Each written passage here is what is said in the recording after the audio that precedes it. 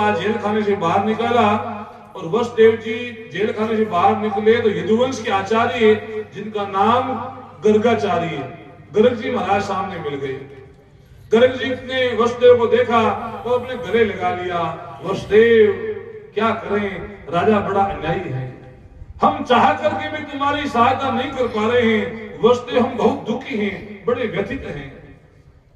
वसुदेव 6 पुत्रों को तुम्हारे कंस ने मार दिया, 7वां गर्भपात हो गया, 8वीं जो कन्या हुई थी कंस ने उसको भी नहीं छोड़ा।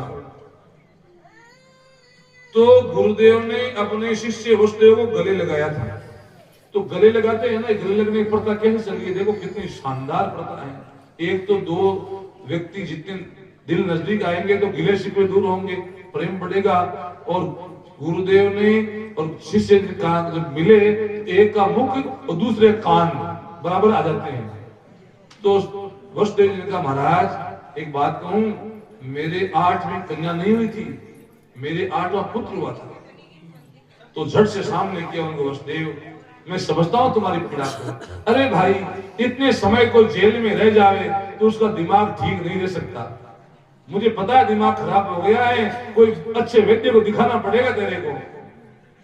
तो वसुदेव जी ने गुरुदेव को वापिस पास में खींचा, बोले गुरुदेव मैं आपका चेला हूं, शिष्य हूं, मेरी बात का विश्वास कीजिए।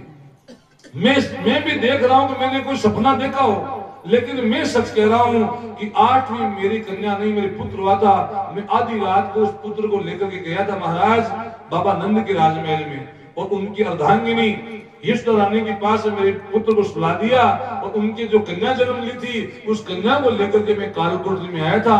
मेरे तो 8वां पुत्र हुआ था, और आप, मैं तो जेल खाने से आज अभी निकल रहा हूं आपके सामने, तो मुझे बाहर क्या हो रहा है पता ही नहीं है। यदि यशोदा के पास में उनके घर में कोई छोटा बालक है तो आप देख के आ जाओ, मेरा ही बालक है, और आप ये पता करके आओ गुरुदेव। आप तो, आपको सब लोग मानते हैं, आप पर कोई शंका भी नहीं करेगा।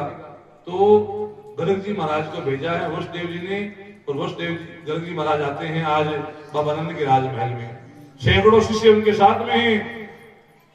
आज इतने बड़े तपस्वी ब्राह्मण को, वैदिक ऋषि को, आचार्य को आते हुए देखा, और यशोदा मैया ने विचार किया, अरे हमने तो अभी अपने बेटे का नामकरण नहीं किया है, भगवान को जन्म में 6 महीने हो गए, अभी तक भगवान का नामकरण नहीं हुआ है। 6 महीने हो गए, किसी को पता ही नहीं, नाम भी रखते हैं क्या, नामकरण भी कोई चीज होती है क्या? क्यों?